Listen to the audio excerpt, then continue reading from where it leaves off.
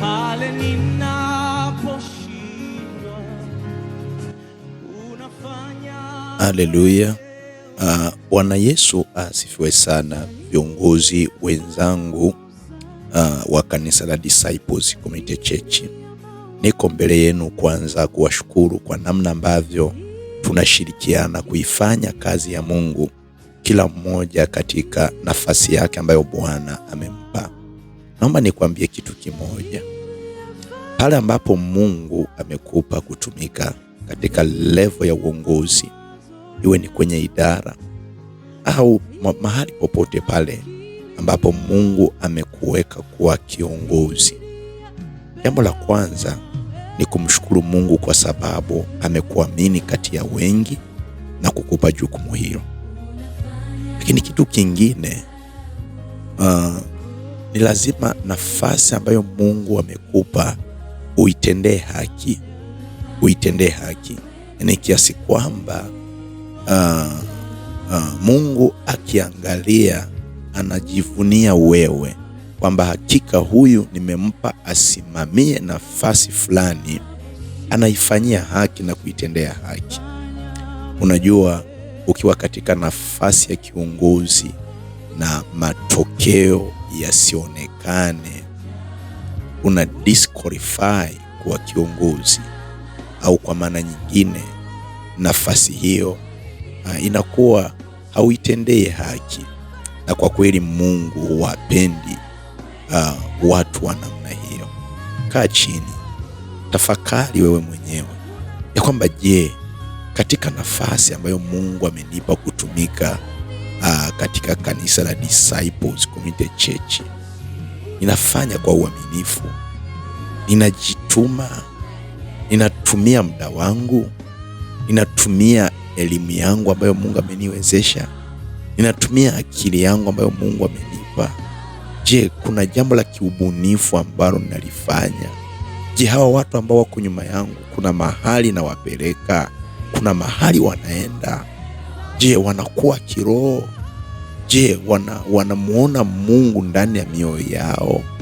Kwa hiyo utakapokuwa mwaminifu katika nafasi hiyo, Mungu huwa ni Mungu wa ajabu sana. Atakuinua na kukupeleka katika viwango vingine vya hali ya juu sana, tu kwa sababu ya uaminifu. Kwa hiyo usije ukadhalau nafasi hiyo ambayo Mungu amekupa, hata kama inaonekana ni ndogo. Maandiko yako wazi kabisa ya kwamba atakaye kuwa mwaminifu kwa vitu vidogo atakuwa mwaminifu kwa vitu vikubwa. Kwa hiyo the more unavyokuwa mwaminifu katika nafasi ndogo ambayo Mungu amekupa, ndivyo ambavyo unajitengenezea mazingira ya kuwa kwenye nafasi kubwa. Huwezi kwenda kwenye nafasi kubwa kama nafasi ndogo hauifanyii kazi. Huwezi kuinuliwa kama tu sehemu ndogo ambayo Mungu amekupa uisimamie hausimamii vile ipasavyo. Kwa hiyo Mungu anaangalia kwamba je, huyu nimempa talanta moja, ameshindwa kuzalisha nyingine. Je, nikimpa 5? Je, nikimpa 10? Je, nikumpa 20? Kwa maana nyingine Mungu afanyagi biashara za namna hiyo. Mungu anaangalia kwamba huyu nimempa talanta moja, anaweza akazalisha na anaweza akafanya makubwa kwa ile talanta moja. Kwa maana nyingine, atakapokupa talanta 5 utafanya zaidi. Atakapokupa talanta 20 utafanya zaidi. Ndugu yangu, kuwa mwaminifu kwenye nafasi ndogo ambayo Mungu amekuamini. Baba yangu na Mungu wangu, ninasema asante kwa ujumbe huu. Mungu, tazama viongozi ambao umetuweka pale Disciples Community Church katika hekalu lako.